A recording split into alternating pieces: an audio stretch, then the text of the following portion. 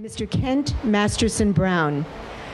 Mr. Brown practices law in Lexington, Kentucky, and is president of Witnessing History, LLC, where he writes, hosts, and produces historical DVD documentaries. He was the first chairman of the Gettysburg National Military Park Advisory Commission, and he is now, I am so honored to say, a member of the board of directors of the Gettysburg Foundation. He founded the national magazine, The Civil War, has written numerous articles for scholarly historical journals, and regularly leads Civil War battlefield tours. He has received numerous awards for his work in historic preservation and Civil War history. Kent's latest book, General George Gordon Meade and the Gettysburg Campaign, was published this year. It joins, among many others, One of Morgan's Men, Memoirs of Lieutenant John M. Porter of the 9th Kentucky Cavalry, which is a history book club selection and a 2011 Basil W. Duke Literary Award winner, and Retreat from Gettysburg, Lee, Logistics, and the Pennsylvania Campaign, which was a history and military book club selection and awarded the 2005 Batchelder Coddington Award, the 2005 United States Army Historical Foundation Award for Distinguished Writing in History, and the 2005 Dr. James I. Robertson Jr. Literary Prize. You're going to have a real treat listening to Kent this morning, so let's give him a real warm welcome. Thank you so much. Thank you. I take it I'm hooked up. Am I hooked up all right? Can everybody hear me? All right. Well, folks, it's a pleasure to be here. I love Gettysburg, and anything I can do to enhance Gettysburg, I'm willing and able to do it. And coming here and giving a talk every summer is one of those things, and I just hope in my life there are more. I'm sure many of you have heard the tale of John Buford coming out here to Gettysburg and setting up one of his brigades west of Gettysburg, and then he being followed by John Reynolds' First Corps with the idea of engaging in a fight with Confederate forces that were moving in from Cashtown so that they could withdraw to the heights east of town. You all heard that story?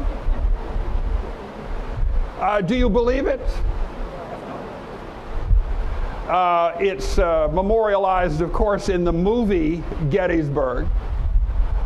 It has been bantered around here at Gettysburg for, 100 years since guides have taken over giving tours at Gettysburg. And when you think about it, where was the rest of Meade's army?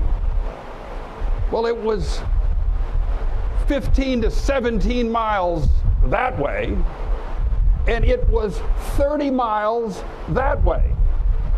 So why would anybody want to get locked in some engagement 15 to 30 miles away from the rest of the army? You're hearing some thundering in that. So I always felt that there was something amiss about that story. And that's what I'm going to talk to you about tonight, or this morning. To start, let's examine the commander, George Meade. George Meade at Gettysburg is 47 years old. He is 28 years out of the United States Military Academy. George is married to the former Margaret Sargent of Philadelphia. They have 3 children, 22, 20, 18, 2 boys and a girl. The man is a very tender man, actually. His letters to his wife are numerous, and his letters to his children are as tender as one can imagine. George Meade fought through the Mexican War, first with Zachary Taylor, and then with General Winfield Scott from Veracruz to Mexico City. So the man had seen significant military action. At the outbreak of the Civil War, he was commissioned a Brigadier General of Volunteers and assigned to command the 2nd Brigade of the Pennsylvania Reserves.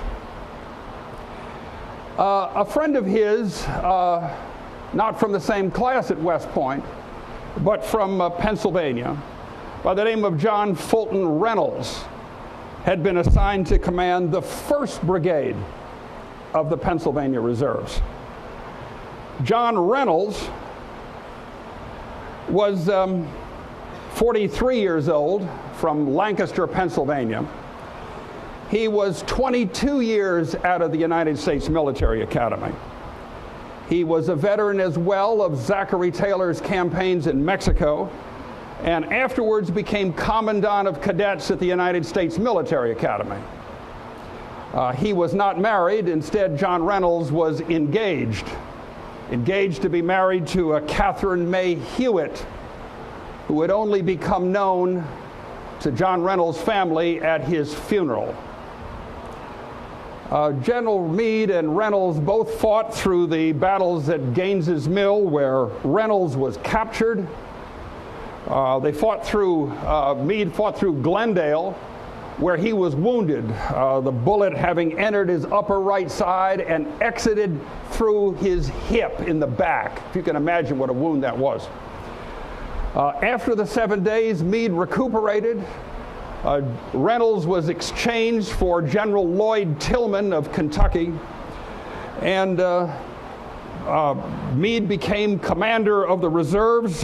They fought through the battles of Second Manassas and Antietam. Meade was ultimately given division command, elevated to the rank of Major General in November 1862, and Reynolds was given command of the 1st Corps in December 1862. He was given Corps command before Meade. Meade, at the end of December, was given command of the 5th Corps of the Army of the Potomac.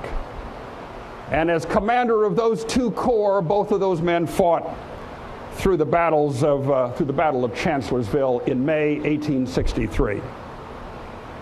Here, to lead up to this campaign, both of those gentlemen were commanders of the 1st and 5th Corps, respectively, as Lee began his invasion of Pennsylvania on June 3rd, 1863. They both crossed their corps the Potomac River on June 25 and 26 at Edwards Ferry near Poolesville, Maryland. And then by June 27, both the 1st Corps and the 5th Corps were near Frederick, Maryland, George Meade occupying a site just south of the city of Frederick. That's June 27. In the wee hours of June 28, 1863, Meade was visited by General James Hardee from the War Department. And this is what George Meade wrote to his wife about that visit. This letter was dated June 29, 150 years ago yesterday. He says this: "Yesterday morning at 3 a.m., I was aroused from my sleep by an officer from Washington, General Hardee, H-A-R-D-I-E, entering my tent, and after waking me up, saying he had come to give me trouble. At first I thought it was either to relieve me or arrest me. He then handed me a communication which I read, and which I found was an order relieving Hooker, Joseph Hooker, of command and assigning me to it." Here is an excerpt from the order George Meade received. after telling him he has been asked to be commander of the Army of the Potomac. It then read as this: "Your army is free to act as you may deem proper under the circumstances, as they arise. You will, however, keep in view the important fact that the Army of the Potomac is the covering army of Washington, as well as the army of occupation against the invading forces of the rebels. You will, therefore, maneuver and fight in such a manner as to cover the capital and also Baltimore as far as circumstances will admit." Signed, Henry W. Halleck, Chief of Staff. Well, Meade made a very simple response. He says, "The order placing me in command of the army is received. As a soldier, I obey it, and to the utmost of my ability will execute it. Totally unexpected as it has been, I must confess, I am in total ignorance of the exact condition of the army and the position of the enemy." Totally in ignorance of the condition of the army and the position of the enemy. Now, what was this army that this man has just been named commander of? Well, there's 7 infantry corps and a cavalry corps, 257 regiments and battalions of infantry and cavalry, 65 batteries of artillery, all with 6 guns, 50 miles of supply trains, more than 50,000 horses and mules, more than 100,000 combatants, and in excess of 30,000 non-combatant support personnel. You know, to give you just a little inkling as to what it would take to keep an army like that in the field, if you have 50,000 horses and mules, the Army regulations require that you feed each one of those horses and mules 14 pounds of oats and 14 pounds of hay a day.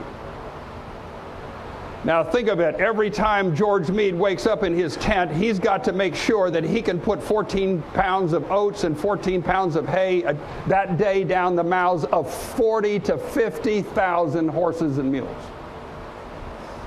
And if a horse or a mule goes without forage for 2 or 3 days, it breaks down. I come from horse country.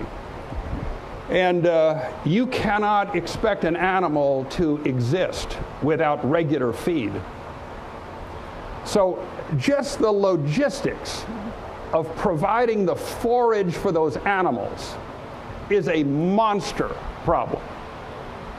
By the time this army would pursue Lee after the Battle of Gettysburg was over, he was so in need of forage, and those horses and mules were so weak, that between Gettysburg and Frederick, Maryland, he recorded the loss of 15,000 of them.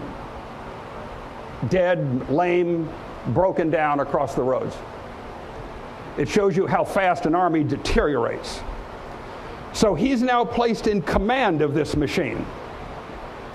All those mouths to feed, plus he's been given instructions by the War Department that he's the covering army for Washington and Baltimore, and he is to maneuver so as to protect the approaches of those 2 cities. Well, a tough job. And where is his enemy, and what is this enemy? Well, the commander, of course, of the Confederate Army is Robert E. Lee, the Army of Northern Virginia. Now, George Meade doesn't know the exact size of Lee's army, The guesstimates at headquarters range in the neighborhood of 100,000+. In fact, Lee has approximately 75,000 combatants, more than 30,000 non-combatant support personnel, 196 regiments and battalions of infantry and cavalry, 96 batteries of artillery. By the time his campaign would end here in Pennsylvania, due to the foraging, Lee's trains would extend to 57 miles in length. These are wagon trains filled with forage, purchased, impressed, and confiscated goods. So this is a big army. And probably no man, at least I have come across, has a greater respect for the generalship of Lee than George Meade. George Meade deeply respected the talents of his opponent. And where was Lee's army? Well, now you think you're on the ground at Frederick, Maryland. You got a mountain wall to the west, the South Mountain Range. He can't see anything. The only way he knows about any troops of the enemy is from reports of civilians. Those are usually days late. Reports of some mounted forces, but those are usually days or certainly many hours late. But what does he know about them? Well, he knows that they have been, and some still are, in the Cumberland Valley. That's the valley across the South Mountain Range. He knows some are there. He knows some have gone as far east as the Susquehanna River. Jubal Early's division had gone as far east as the Susquehanna River. He knows that there are some relatively heavy concentrations of troops between Chambersburg and Cashtown from cavalry reports and some civilian reports. But where were those armies concentrating? Where was that enemy concentrating? Where could he actually face them and meet them? He had no idea. Absolutely no idea. So you're the commander of this army. You've got more than 100,000 combatants, 30,000+ support personnel, 50 miles of wagon trains, an immense machine. And you've got an army of every bit almost equal size somewhere there ahead of you. And you've been told by the War Department to move up and cover the city of Washington and Baltimore. Well, on June 28 at 8:00 p.m., Meade had already started to issue orders. After conferring with all his corps commanders, his simple note was to General Halleck, was my intention is to move tomorrow on lines to Emmitsburg and Westminster. Emmitsburg, of course, is right down the Emmitsburg Pike, less than 10 miles south of Gettysburg. Westminster is right down the Baltimore Pike behind you, about 20 miles. And at Westminster is the railhead of the Western Maryland Railroad. Obviously, George Meade is looking at a railroad mechanism for supplying his army. The orders were issued to all the corps commanders to move that night, and the army began its movement on the morning of June 29 at dawn.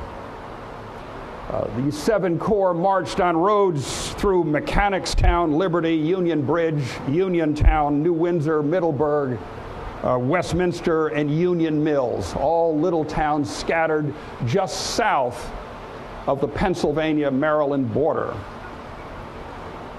Meade, though, quickly learned that his options were getting even more limited. General Lee, being almost one of those you might say is becoming a master of modern warfare, what would become modern warfare. He had systematically destroyed all the railroads between Hanover Junction and Harrisburg. 18 bridges he had burned or destroyed. And then he had destroyed all the trackage between Hanover Junction and Gettysburg.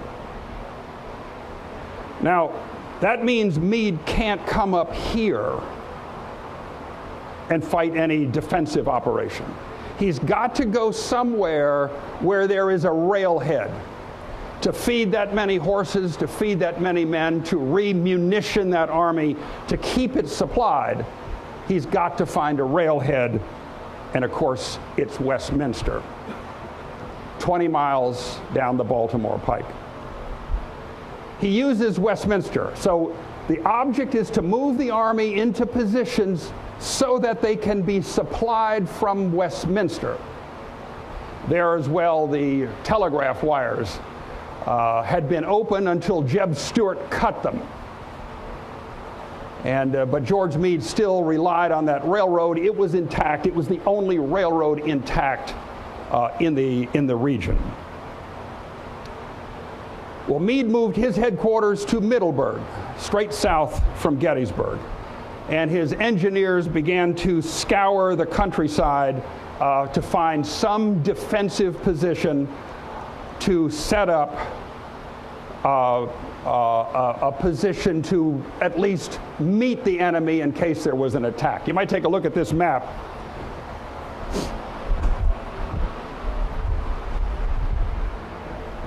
I hope you all can see it. Do the best you can. This is the Pennsylvania-Maryland line. You can see right through here. Gettysburg is right up in here. Westminster is over here. A creek runs through here that's a tributary to the Monocacy River. And that creek is called Pipe Creek. There's Big Pipe Creek, there's Little Pipe Creek, and there's Double Pipe Creek.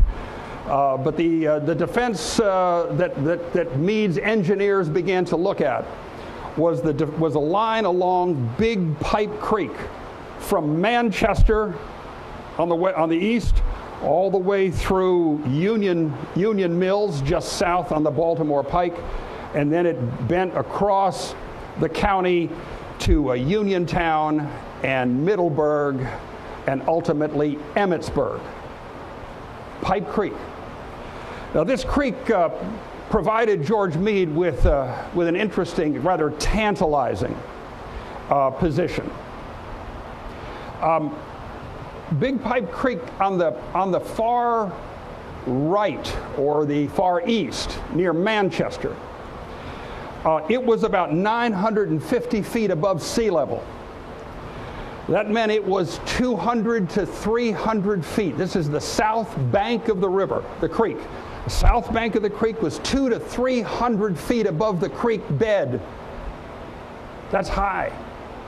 That's at Manchester. It's 200 feet above the creek at Union Mills, straight down the Baltimore Pike. You ought to go down and see it sometime. Then when you move over toward Uniontown, it's about 150 feet above the creek. And finally at Middleburg and Emmitsburg, it's about 50 feet above the creek. So you got this huge ridge that runs along the south bank. George Meade decided that is a defensive position. It's useful because it covers every road between Gettysburg, where he believes the enemy may at some point be concentrating ahead of him. It covers every approach from up here toward Baltimore and Washington. It covers the Baltimore Pike, which is this road here. It covers the road from Hanover to Westminster. It covers the road from Taneytown to Westminster. It covers all the approaches an enemy might use from this area to Washington or Baltimore. So Pipe Creek becomes dominant in Meade's thinking. Meade also had a railroad at Westminster that was operational.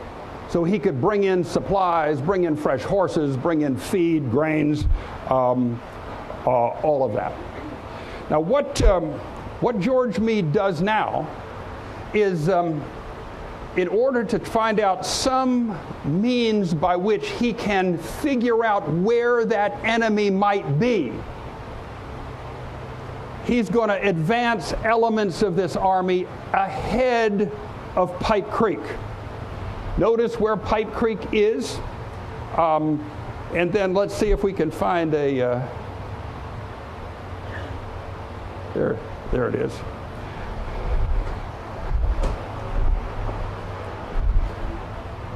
Here on the west, if he could advance elements of the army forward here, and in the east, elements of the army up this pike, he could at least be closer to the enemy and attempt to what they call develop that enemy. He has no idea, I guess, where they're going to concentrate.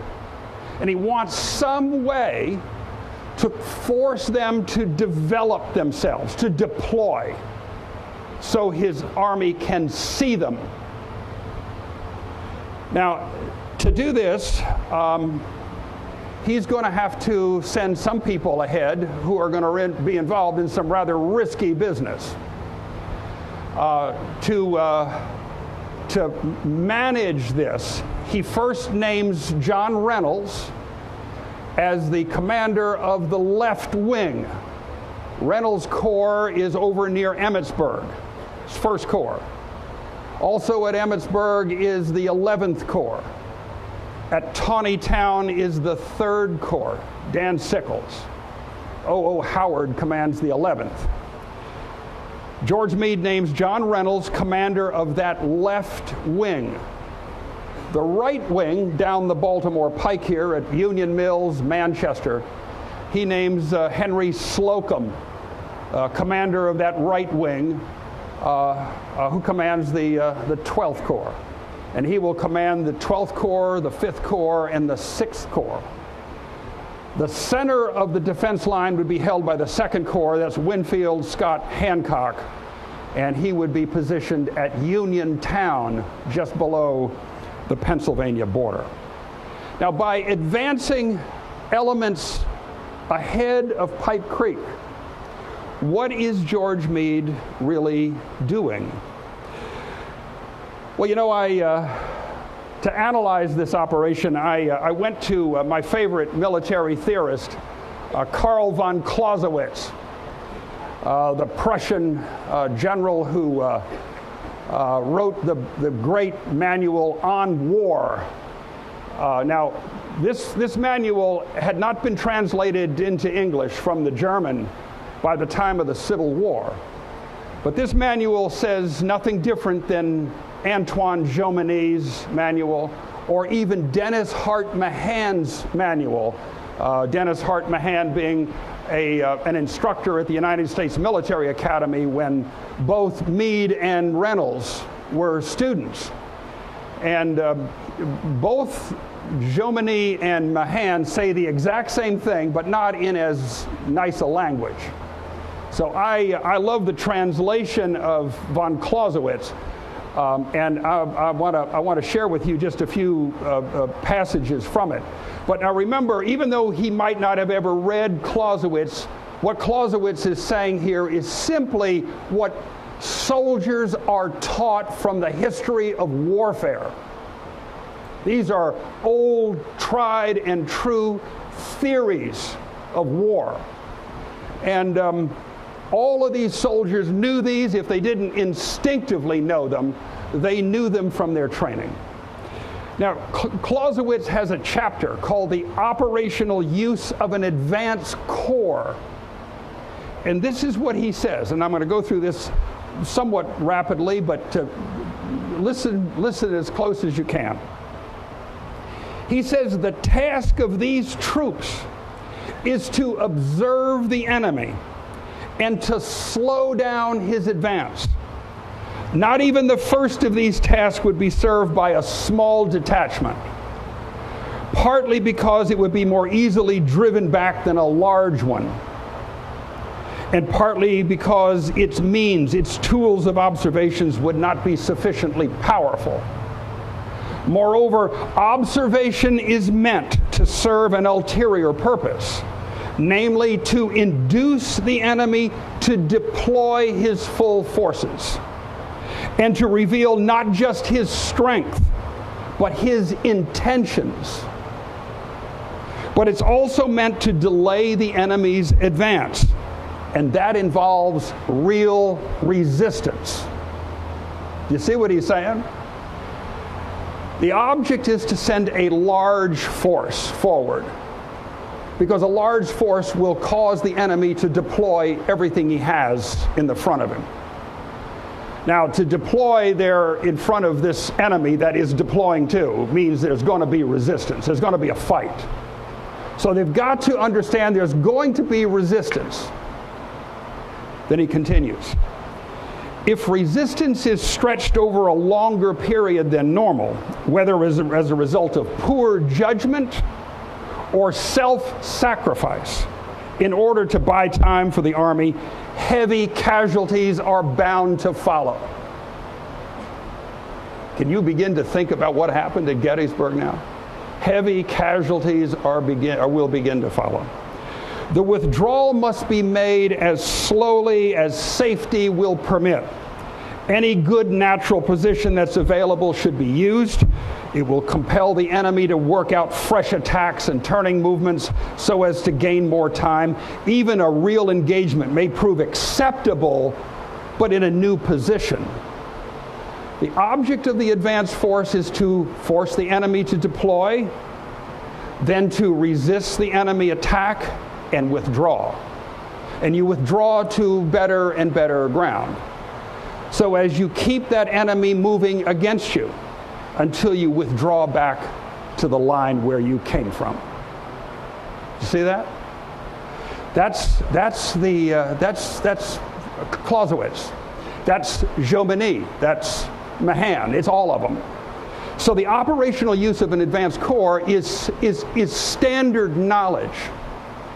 It's what every trained commander knows. Now, Clausewitz talks about the size of this advanced corps. He says 10 to 12,000. That's an Army corps. That's a whole Army corps. That's the biggest. That's as big as John Reynolds' First Corps. And he says, how many miles ahead of the main army can you go? He says 5 miles. He says you can go 20 miles. 20 miles, even though the resistance backwards and trying to extricate yourself from each engagement as you're trying to move to the rear is going to be costly, but it will take up tremendous amounts of time, time enough to buy time for the army in the rear. But remember, they're falling back on the army, which is down at Pipe Creek. So our final conclusion, he says, is that an advanced corps derives its operational value more from its presence than from its efforts, from engagements it might offer rather than from those it actually fights.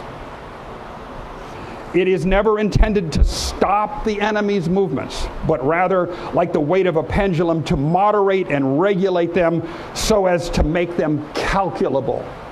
So Reynolds can report to Meade, I got them, they're in my sights, I see them all, we're moving back toward you.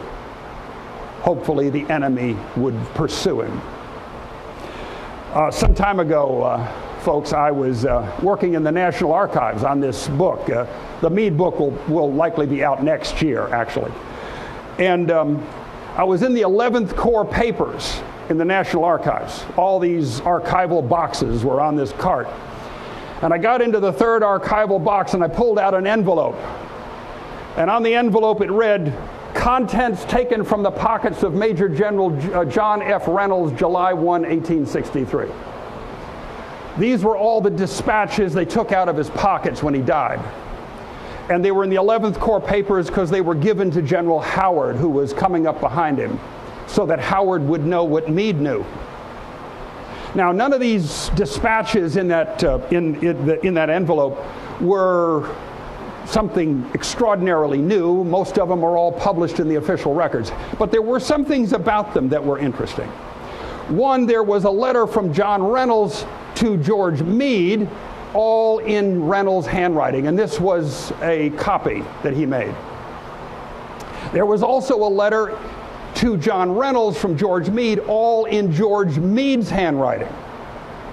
Now, an Army commander rarely sits down and scribbles out his own orders, unless he really intends the recipient to know he means what he says. There are just too many orders, and he has too many military secretaries, and they're usually being issued through them, or chiefs of staff. But this is a letter George Meade scribbles out himself and signs George Meade to John Reynolds. And they're both dated June 30, 150 years ago today. Well, the letter from Reynolds to Meade says this, and listen to this. I think if the enemy advances in force from Gettysburg, and we are to fight a defensive battle in this vicinity, that the position to be occupied is just north of the town of Emmitsburg. This is Reynolds, covering the plank road to Taneytown. The position taken up under the orders to march to Marsh Creek. I have not changed it, or it might be necessary to dispute the advance of the enemy across this creek, meaning Marsh Creek outside rather Middle Creek outside of Taneytown, in order to take up a position there, which is the one I have alluded to at Emmitsburg. So here's John Reynolds writing a handwritten letter from Marsh Creek, right down here just south of the battlefield, on the night of June 30, or morning of June 30, to George Meade, saying, I think the place I should withdraw to is Emmitsburg, to the area of Middle Creek in front of Emmitsburg, north of Emmitsburg. That's Reynolds. Are you beginning to ask yourself, why is the fight over here? Why are they locked in combat west of Gettysburg? Then there was the handwritten letter from George Meade to Reynolds, dated the same day at 11:30 in the morning. We're almost at the exact hour, coming up within an hour of the 150th anniversary of this note. Meade says this: in case of an advance in force against either you or Howard, you must fall back to Emmitsburg. And I'll reinforce you from the corps nearest to you, which are Sickles at Taneytown and Slocum at Littlestown. There's a direct road from Littlestown, halfway between here and Westminster, to Taneytown. So here's George Meade talking about Reynolds going back to Emmitsburg. Well, John Reynolds' corps is at Marsh Creek on the night of June 30. And he orders a conference among his key commanders, including O.O. Howard of the 11th Corps, at Moritz's Tavern, a house that's still standing, right down there near the fireworks place where 15 merges into the new bypass. And Abner Doubleday, a commander of the 3rd Division of the 1st Corps, records some of that meeting in his autobiography. He says that they met there in Moritz's Tavern, and then he quotes the after-action report he wrote about this on December 14, 1863. He says this in the after-action report: on the 29th, we arrived at Emmitsburg, passed through that place, and bivouacked for the night on the height to the north of Emmitsburg. This position had been carefully selected by General Reynolds as the defense line. On the 30th, we marched a short march to Marsh Creek, where we again took up a defensive position. It was General Reynolds' intention to dispute the enemy's advance at that point, falling back, however, in case of a serious attack to the ground already chosen at Emmitsburg. Well, the morning of July 1, the idea among all the commanders was that once attacked, this command would fall back to Emmitsburg. On the early morning of July 1, George Meade issued his Pipe Creek Circular from his headquarters at Taneytown. And Meade never got his Pipe Creek Circular to John Reynolds. Reynolds was killed before it was ever delivered. But it's worth hearing what George Meade says in his circular to all his corps commanders. If the enemy assume the offensive and attack, it is my intention, after holding the enemy in check sufficiently long, to withdraw all the wagon trains and other impedimenta, to withdraw the army from its present position, Uniontown up here, Marsh Creek, or the vicinity of Gettysburg on the west, to withdraw the army from its present position and form a line of battle with the left resting in the neighborhood of Middleburg, just east of Westminster, of Emmitsburg, and the right wing at Manchester, the general direction being that of Pipe Creek. For this purpose, General Reynolds, in command of the left, will withdraw the force at present at Gettysburg, 2 corps by the road to Taneytown and Westminster, and after crossing Pipe Creek, deploy toward Middleburg. Now, the only thing different in the Pipe Creek Circular for John Reynolds was this. He was to withdraw back out from Gettysburg toward Emmitsburg, but he was not to use the Emmitsburg Road. He was to use the Taneytown Road and deploy over near Middleburg, just east of Emmitsburg. That's the order that didn't get to John Reynolds. Well, Slocum down the Baltimore Pike was ordered to withdraw from Littlestown to Union Mills, where the heights of Pipe Creek were 200 feet above the river. Interestingly, on the same day, John Buford, who commands 2 brigades of cavalry, sent a message to his brigade commanders, and it reads as follows: Major General Reynolds directs me to order you to fall back to Taneytown in case the enemy should advance in force upon and press you hard. The cavalry will dispute every inch of ground and fall back slowly to the point designated, just exactly out of Clausewitz. Just exactly out of Clausewitz.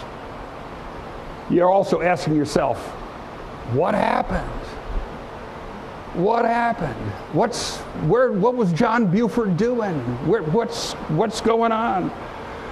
Well, you know, when Reynolds fell and word got back to George Meade, the reason he sends Hancock up here is not just to simply say, gee, is the ground good and all this stuff. His concern was whether or not Reynolds' corps and the rest of the left wing would know to come back to Taneytown as opposed to Emmitsburg. That's the concern. Because if they move back to Emmitsburg, there'd be too big a gap in the Pipe Creek line between the left elements at Uniontown and Taneytown and Emmitsburg. There'd be a gap of some 7 miles.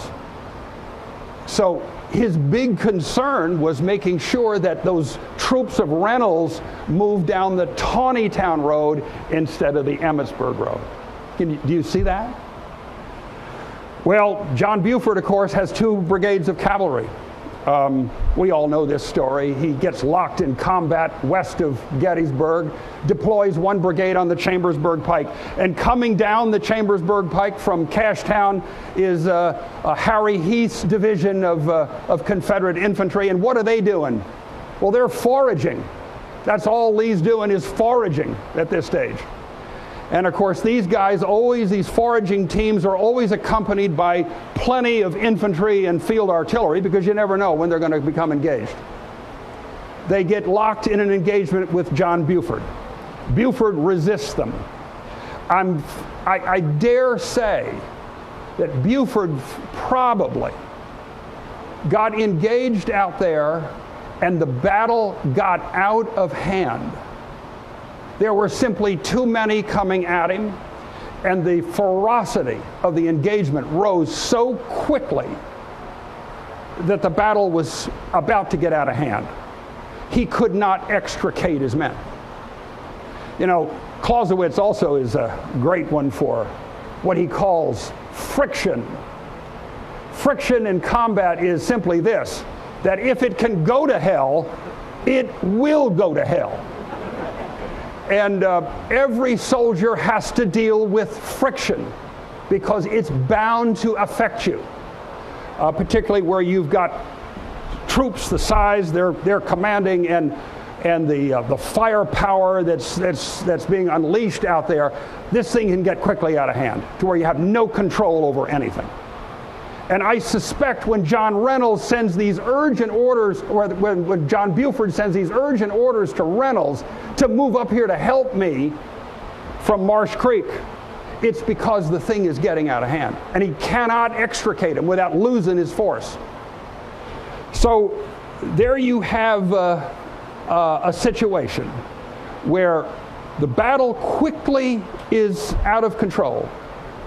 He calls John Reynolds. Reynolds responds by bringing up the 1st Division, followed by the 3rd Division, followed by the 2nd Division.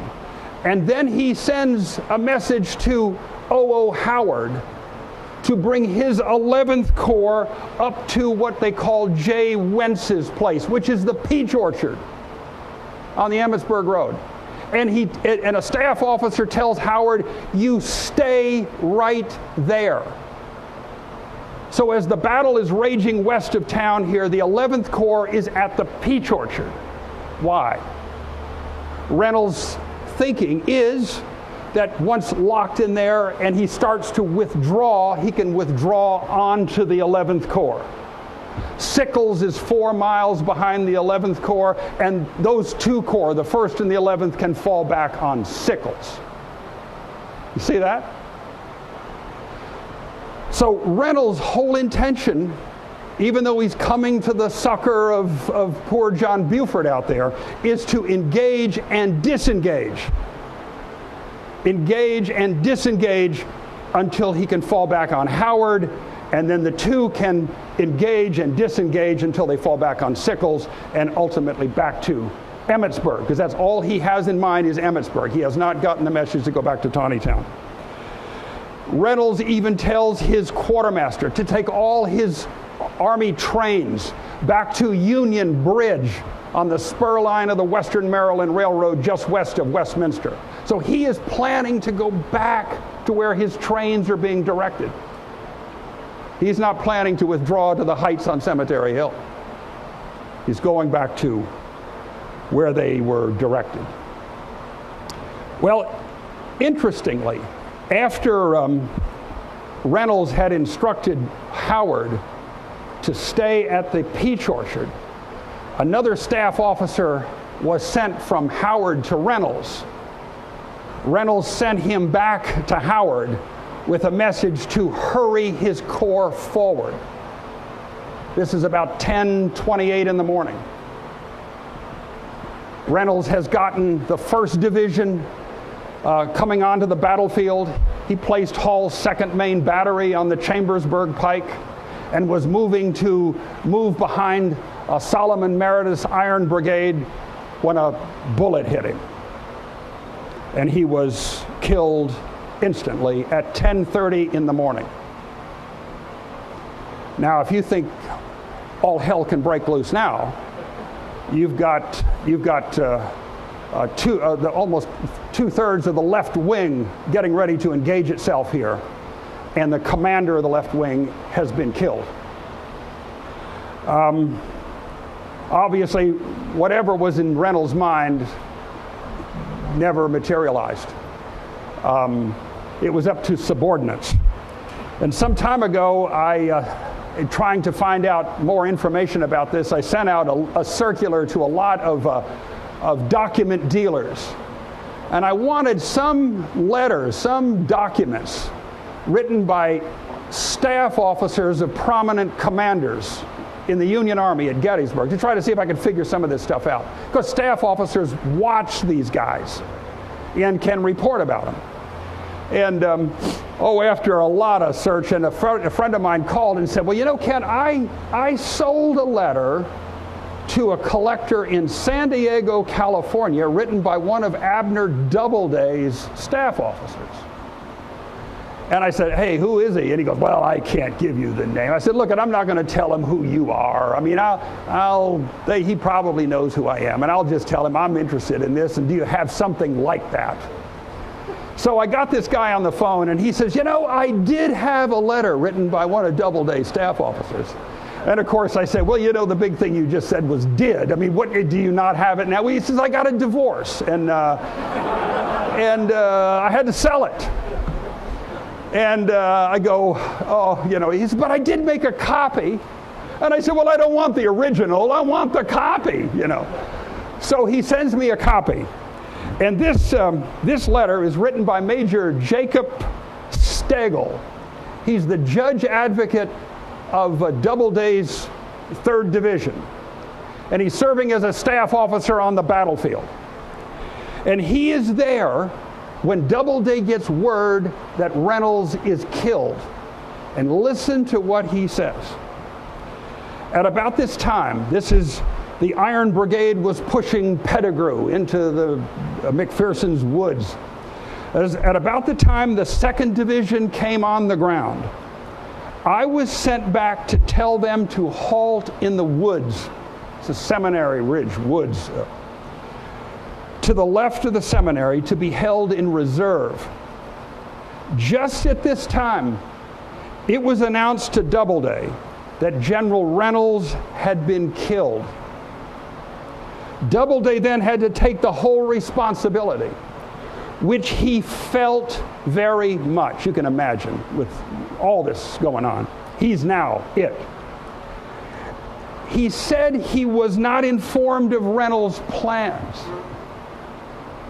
However, he said all he could do was fight until he got sufficient information to form his own. So the decision finally to simply fight there was made by a division commander, Abner Doubleday, after all hell had already broken loose, after the attempt to try to withdraw back to Emmitsburg now had completely gone awry, that the battle was out of hand.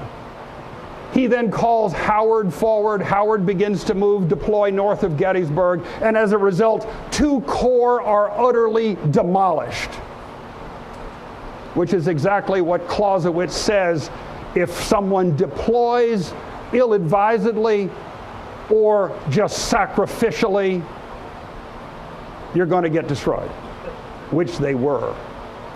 And they fled to Cemetery and Culp's Hills because Howard had at least placed a division of infantry at Cemetery Hill, Otto von Steinwehr, and they were able to rally on them. So the Battle of Gettysburg was really designed to originally as nothing more than a mechanism to withdraw back to the Pipe Creek line. But it failed. Thank you all very much.